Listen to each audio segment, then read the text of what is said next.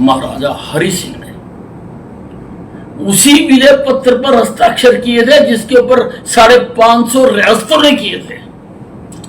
वो सारी की सारी रियासतें हिंदुस्तान में थी और इसका कश्मीर का हिस्सा पाकिस्तान ने कब्जा कर लिया। पहले हमारी सेनाएं पहुंच गई नहीं वहां पर। जब गई, इन्होंने जीतना शुरू किया तो हमारे उस वक्त के प्रधानमंत्री मोदी ने यूएनओ में जाके एक तरफा सीज फायर अनाउंस कर दिया और वो पीओके बन गया।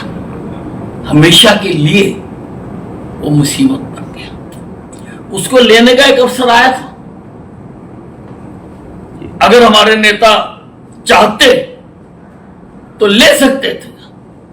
1971 के युद्ध के बाद 90,000 पीओडब्ल्यूज हमारे पास थे। हम चाहते तो पाकिस्तान से सौदा कर सकते थे। अगर हमारे राजनेता चाहते, ये कांग्रेस पार्टी चाहती, तो हम उनसे सौदा कर सकते थे और वो घुटने टेक के पीओके हमें देते, क्योंकि उनके पास सारे देश में पीओडब्ल्यू से रिहा कराने का दबाव था। मैं ये नहीं बता रहा कि इन्होंने कितनी जीती हुई जमीनें उनको वापस कर दी है। मैं ये बता रहा हूं कि अगर ये नेता चाहते तो पीओके ले सकते थे। कई विपक्ष इसी कांग्रेस पार्टी के इंदिरा गांधी ने संविधान को पैरों तले रौंद के हिंदुस्तान में इमरजेंसी लगाई और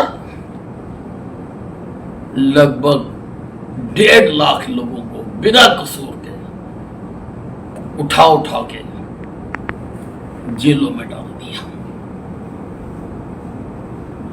तो सर, महाराष्ट्र चुनाव को लेकर भी जो है राहुल गांधी अब राग अलाप रहे हैं, चुनाव प्रक्रिया पर सवाल उठा रहे हैं। तो क्या कहना चाहेंगे, जब चुनाव हारते हैं तो ये लोग इस तरह से? देखिए, ऐसा है, ये राहुल गांधी का राजनीतिक रोने का तरीका है। राजनीतिक रोने का तो कभी ईवीएम, कभी चुनाव नहीं होगा। और जब ये जीतते हैं, ये हिमाचल में जीते, कर्नाटक में जीते, तब इन्होंने कोई प्रश्न नहीं उठाया। तब इलेक्शन कमीशन नहीं था, तब ईवीएम नहीं थी। और ये योजनाबद्ध तरीके से कांग्रेस, राजीव गांधी और इनके नेता हिंदुस्तान में जो हमारी संवैधानिक संस्थाएं हैं उनके खिलाफ एक कैंपेन चला रहे हैं। चाहे इलेक्शन कमीशन हो, चाहे सीबीआई हो, चाहे ईडी हो, चाहे कोर्ट्स हो। क्यों? क्योंकि ये हिंदुस्तान में तानाशाही लाना चाहते हैं। कांग्रेस, जैसा मैंने पहले बताया कि इंदिरा गांधी ने भी तानाशाही करी 1971 में। कांग्रेस के दिमाग में तानाशाही का डीएनए है, इनके खून में तानाशाही है। कई विपक्षी दल इल्जाम लगा रहे हैं सरकार पर कि वो पश्चिम बंगाल और बिहार के चुनाव में धांधली करने जा रही है। ये जो महाराष्ट्र का ये चुनाव का अब आकर रोना रो रहे हैं, ये बिहार और पश्चिम बंगाल में अपनी होने वाली हार की भूमिका बनाते हैं लोगों को बताने के लिए।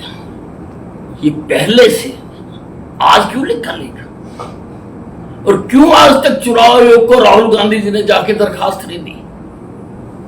क्यों नहीं दी? ये इनको पता लग गया कि इनका सफाया होने जा रहा। और यहां से ही नहीं, ये कांग्रेस ने जो कुछ देश में किया है, हिंदुस्तान के लोगों ने इस कांग्रेस नाम की बीमारी को देश से उखाड़ के फेंकने का फैसला कर लिया होगा। इनको ये मालूम है हिंदुस्तान का गोल्डन टाइम है, गोल्डन पीरियड है। हर क्षेत्र में, हर वर्ग के लिए इस दौरान काम हुआ।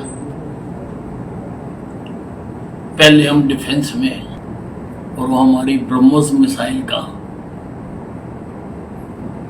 असर पूछ रहा तो पाकिस्तान से जाकर पूछ रहा।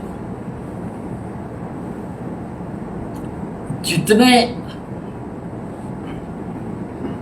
हमारी सरकार आने से पहले हाईवेज थे, आज उससे डबल ट्रिपल हैं। जितने हमारी सरकार आने से पहले एयरपोर्ट थे, आज उससे 3 गुना है। जितने हमारी सरकार आने से पहले मेडिकल कॉलेज थे, आज उससे 3 गुना है। जितनी हमारी सरकार आने से पहले एम्स थे, कितने एम्स थे? दिल्ली में था, आज हर प्रदेश में हमने एम्स खोल दिए। आज हमने गरीबों के लिए 5 लाख रुपए तक का मुफ्त इलाज का इंतजाम किया है आयुष्मान कार्ड के भारत से के मार्फत से। हमने धरती का स्वर्ग कहे जाने वाला कश्मीर हमने रेल पहुंचा दी है। सारी दुनिया भर के बच्चों से आज के बाद ये सवाल पूछा जाया करेगा कि संसार का सबसे ऊंचा रेल पुल कहां है, और जवाब होगा भारत। देश देश में हमारे इंजीनियरों का जो काम है, जो हमारी टेक्नोलॉजी है, उसकी आवाज गूंजेगी। इस पीरियड को कांग्रेस के जो राष्ट्रीय अध्यक्ष हैं मल्लिकार्जुन खड़गे, उन्होंने सवाल उठाए हैं कि इन 11 सालों में सामाजिक जो ताना बाना था उस पर क्षति हुई है, आर्थिक रूप से क्षति हुई है, और इन चीज़ों को लेकर उन्होंने सवाल उठाया है केंद्र सरकार पे। उस पर क्या कहना चाहेंगे कांग्रेस की? किसने उठाया? मल्लिकार्जुन खड़गे जो है। खड़गे जी की अब आंखें कमजोर हो गई हैं, सत्ता पाने आ रहा है कि वो अपनी शरीर पर ध्यान नहीं दे पा रहे हैं। उनको हिंदुस्तान का विकास नजर नहीं आता। जो इस पार्टी ने किया है, अब मैं आपको वो भी बताता हूं। सिंधु का पानी जिस पर हमारा हक था, सिंधु तो नाम ही हिंदू बना उससे। सिंधु हमारी धार्मिक नदी थी। इन कांग्रेस के नेताओं ने उसका 80% पानी पाकिस्तान को दे दिया था। 80%। इन्होंने कश्मीर में धारा 370 लगा के कश्मीर को हिंदुस्तान से अलग कर दिया।